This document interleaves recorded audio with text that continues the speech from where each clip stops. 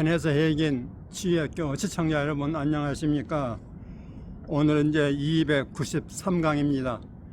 293강의 제목은 믿음학교 34-3 베드로의 장모 치유, 베드로의 장모 치유 일부. 소제목은 치유를 도와줄 사람이 있는가, 치유를 도와줄 사람이 있는가, 이런 제목입니다.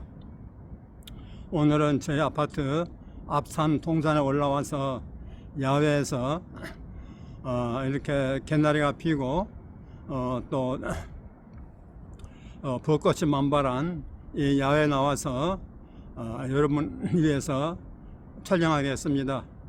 또 이제 나무에서 푸릇푸릇 새싹이 돋고 우미 돋고 그렇습니다.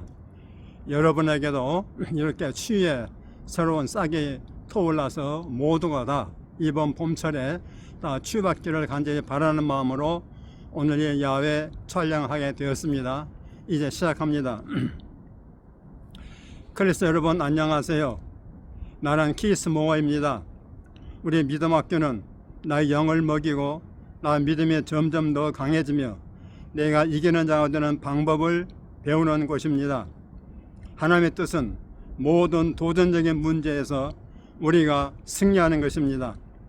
나는 고린도후서 2장 14절 말씀을 좋아합니다. 항상 우리를 그리스도 안에서 이기게 하시는 하나님께 감사하노라. 여러분은 항상이라는 단어를 좋아하지 않으세요? 그건 조금 이기는 것과 다릅니다. 우리는 더 이상 옛 방식대로 살지 않습니다.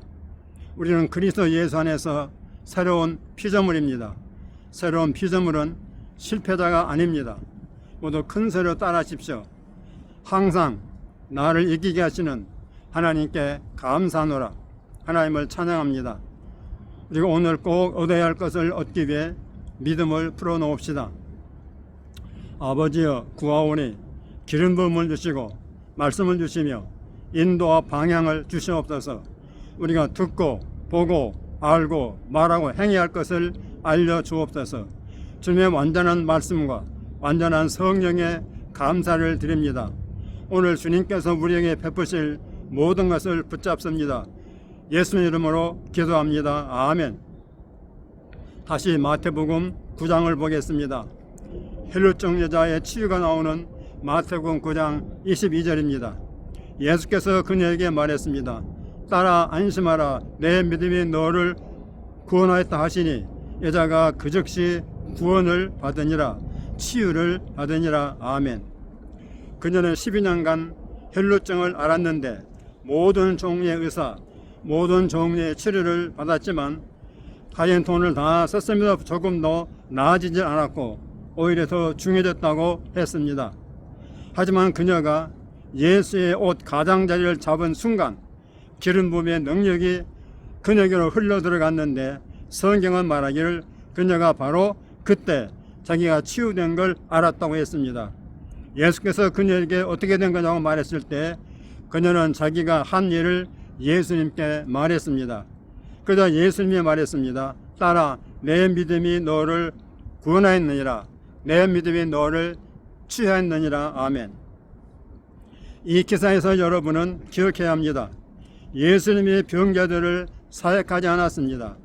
라인을 세워놓고 안수하지도 않았습니다. 길을 가고 있는데 그녀가 달려와서 그의 옷에 손을 댔습니다. 예수께서 내 믿음이 너를 낫게 했다고 했습니다. 여기서 좋은 소식이 무엇입니까? 믿음은 오늘날에도 여전히 존재한다. 오늘날도 우리는 여전히 믿음을 가진다. 믿음은 오늘날도 똑같은 일을 할 것이다. 믿음이 그때 그녀를 위해서 그렇게 했다면 우리를 위해서도 똑같은 일을 할 것이다. 아멘. 큰 소리로 따라하십시오. 그녀의 믿음이 그녀를 낫게 했다면 내 믿음도 나를 낫게 할 것이다. 하나님을 찬양합니다. 자, 여러분 믿음이 어떻게 오지요? 우리는 지난 월요일에 허다한 사람들이 예수의 말씀을 들으러 나와서 고침을 받았다는 말씀을 배웠습니다. 믿음은 그렇게 해서 오는 것입니다. 그래서 우리가 치유받는 믿음이라는 시리즈를 시작했고 예수님의 사역에서 20여 가지 개인별 치유와 축사 사례를 하나씩 살피고 있습니다. 치유받은 사례는 그보다 훨씬 많았습니다. 그 3년여 동안 예수님의 사역에서 수천 수만 명이 치유와 축사를 받았다는 뜻입니다. 그러나 상세한 기록은 없고 다만 허다한 무리가 다 치유받았다는 식으로만 언급되었습니다. 좀 자세한 기록은 20여 가지 경우들 뿐입니다.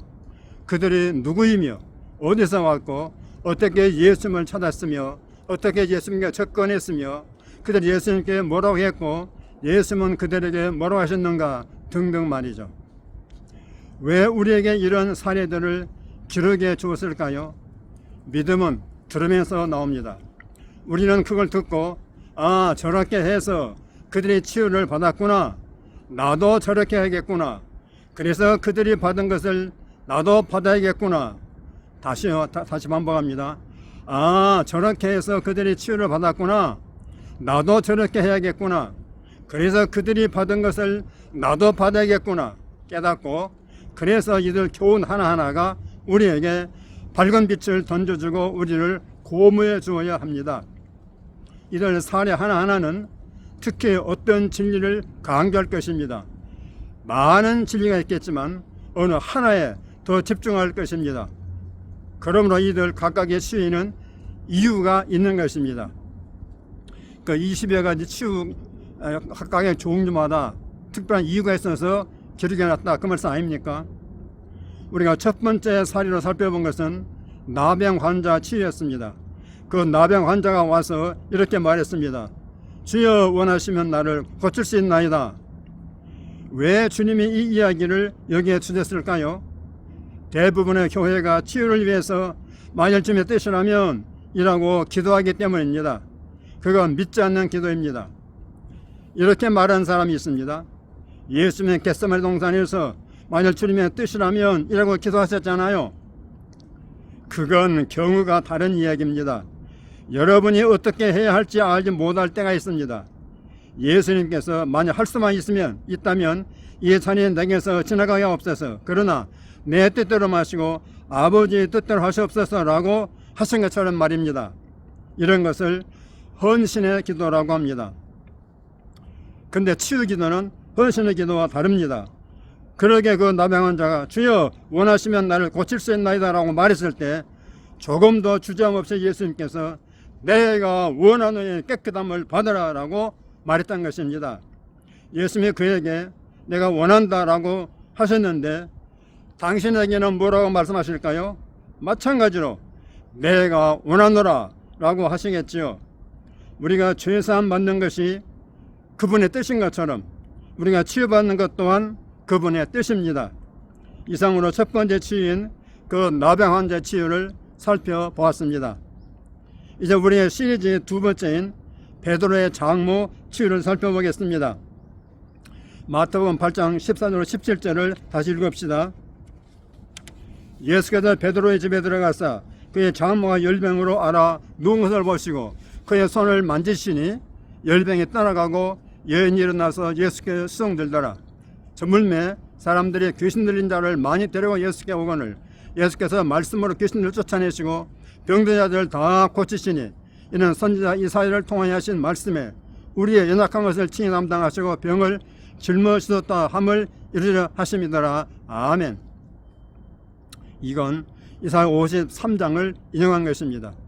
같은 대목에서 그가 찔림은 우리의 허물 때문이요 그가 상함은 우리의 죄악 때문이라고 했습니다. 모든 크리스찬은 이 말씀을 사실로 믿습니다. 예수가 우리의 죄를 담당하셨으며 우리의 연약한 것을 담당하시고 우리의 질병도 짊어지셨다고 말합니다. 이날 이 모든 사람들이 예수님의 사역에서 나음을 받았습니다.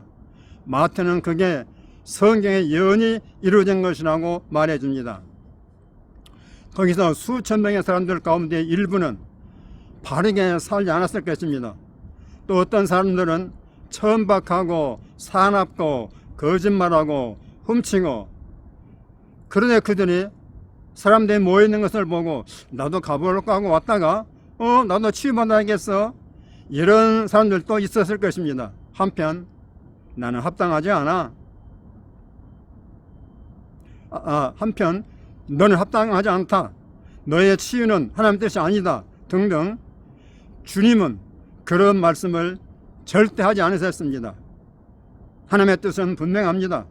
자, 함께 크게 따라하세요. 하나님의 뜻은 모두가 치유받는 것이다. 아멘. 어떤 사람들은 이렇게 말합니다. 아니야, 치유가 하나님의 뜻이라면 모두 치유를 받아야겠지. 당신이 치유에 관해 가진 모든 의문은 죄의 용서와 비교하면 답을 얻을 수 있습니다. 왜냐하면 치유와 용서는 둘 다 그리스도의 성량이라는 같은 통로를 통해 동시에 값을 지불하고 사서 주어진 것이기 때문입니다. 사람들이 믿든 안 믿든 진리는 진리입니다. 사람들이 받아들이든 안 받아들이든 진리는 진리입니다. 왜냐하면 치유와 죄 용서는 동일한 성량의 계획과 사역에 기초해 있기 때문입니다. 마가복음 1장으로 가봅시다. 치유를 죄사함과 비교한다면 치유에 대한 많은 의문이 해소될 수 있다는 것을 여러분은 발견할 것입니다. 그건 키스모어 목사가 찾아낸 개념이 아닙니다. 우리는 실제로 2주 전에 이것에 대해 말했습니다. 여러분이 기억하시겠지만 한 번은 예수께서 한 중풍병자가 고침받으러 나왔을 때 내 죄가 사함받았다라고 말했습니다. 그러자 서기관들이 어떻게 그런 말 할 수 있느냐, 신성모독이라고 했을 때 예수께서 말씀하셨습니다. 내 죄사함을 받았느니라 하는 말과 일어나 걸으라 하는 말 중 어느 것이 쉽겠느냐. 예수님은 그 둘 다 똑같이 쉽다고 증명해 보였습니다. 그건 같은 사역에 근거한 것이고 같은 방법으로 봤습니다. 왜냐하면 예수님이 그 사람에게 그 자리를 들고 걸어가라고 말하자 그가 걸어갔기 때문입니다. 그건 그가 용서함으로 받았다는 것을 뜻합니다. 맞습니까?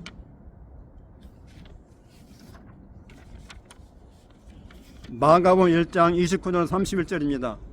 회당에서 나와 곧 야고보와 요한과 함께 시몬과 안드레의 집에 들어가시니 시몬의 장모가 열병으로 누워있는지라 사람들이 곧 그 여자에 대하여 예수께 여짜온대 나아가사 그 손을 잡아 일으키시니 열병이 떠나고 여자가 그들에게 수종되니라. 아멘.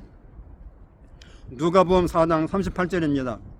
예수께서 일어나 회당에서 나가사 시몬의 집에 들어가시니 시몬의 장모가 중한 열병을 앓고 있는지라 사람들이 그를 위하여 예수께 구하니 예수께서 가까이 서서 열병을 꾸짖으신데 병이 떠나고 여자가 곧 일어나 그들에게 수용되니라. 아멘. 그녀의 병은 얼마간 진행되다가 점점 더 심해졌고 지금은 고 일어나서 의식이 혼미해졌고 자신을 돌볼 수 없었습니다. 성경이 이렇게 말합니다. 그들이 집에 들어갔더니 베드로의 장모가 누워 있었고 사람들이 그녀를 위해 예수께 간청했다 했습니다. 여러분, 믿음 좋은 친구들이 있다는 건 정말로 큰 복입니다. 그리고 여러분의 가정 안에 믿음이 강한 사람들이 있다는 것도 큰 유익입니다. 왜냐하면 어떤 일은 너무 갑작스럽게 일어나고 혹은 자기 자신조차 추스릴 수 없는 환경에 처할 때가 있기 때문입니다. 정신을 잃어 의식도 없고 믿음의 기도를 드릴 수조차 없고 어떤 도움도 구할 수 없는 그런 위험한 순간 말입니다. 여러분은 언제든지 떠날 준비가 되어서 한다는 걸 아시죠? 인생은 짧습니다. 통계에 따르면 오늘 하루만 해도 전 세계에서 약 15만 명 정도가 이 땅을 떠난다고 합니다. 매일 수많은 사람이 생을 마감하고 있어요. 제가 장담하건대 그들 중 많은 사람들은 오늘이 마지막 날이 될 줄 전혀 몰랐을 것입니다. 어떤 사람은 수년 더, 심지어는 수십 년 더 살 것으로 생각했습니다. 왜 그들이 그런 생각을 할까요? 수명은 하나님이 여러분의 생명을 붙들어 주셔야만 가능한 것입니다. 하나님이 여러분을 지켜주셔야만 여러분이 그 수명에 도달할 수 있습니다. 그러나 그와 상관없이 여러분은 이 세상을 살아가기에 위험한 곳이라는 걸 알고 있어야 합니다. 저 역시 언제나 완벽하게 살아온 것은 아닙니다. 저는 언제나 떠날 준비를 하고 있습니다. 만약 제 심장이 지금 멈추고 뇌에 산소 공급이 끊긴다면 5분 안에 저는 이 세상을 떠날 수 있습니다. 여러분도 언제든 떠날 준비가 되어 있어야 합니다. 떠날 준비가 된다는 게 무슨 말이냐고요? 형제여, 자매여, 당신은 구원받아야 합니다. 당신은 거듭나야 합니다. 당신의 죄가 씻음을 받아야 합니다. 용서받고 하나님께 받아들여져야 합니다. 사람들은 보통 이렇게 말합니다. 내가 최고의 사람은 아니지만 그렇다고 최악의 사람도 아니에요. 그런대로 꽤 착하게 살아왔다고 생각해요. 하지만 꽤 착한 사람이어서 구원받는 사람은 아무도 없습니다. 만약 당신이 착하게 살아서 구원받는 거라면 예수님이 오실 필요가 없었습니다. 아무도 자기의 선한 행위로 구원을 얻지 못합니다. 그리고 사람들이 자기 악한 행위 때문에 멸망하는 것도 아닙니다. 사람들이 멸망하는 이유는 예수님의 십자가 희생을 받아들이지 않았기 때문입니다. 그러나 만약 당신이 그분을 영접했고 당신의 구원과 영원한 안전, 죽음 이후의 삶을 전적으로 그분께 맡기고 믿었다면 당신은 구원받은 것이고 앞으로도 구원을 받을 것입니다. 하나님께서 그리스도 안에서 당신에게 주신 용서와 하나님의 의는 절대 사라지지 않습니다. 생각해 보십시오. 베드로의 장모도 어느 날 갑자기 몸이 안 좋아지기 시작할 줄 몰랐을 겁니다. 아마 아직 시간이 더 많이 남아있겠지라고 생각했겠죠. 그런데 어느 순간 보니 거의 혼수 상태에 빠지게 된 겁니다. 그리고 만약 그녀가 구원받지 못한 상태에서 또 한 번의 기회가 없다면 이것보다 더 심각한 일은 없습니다.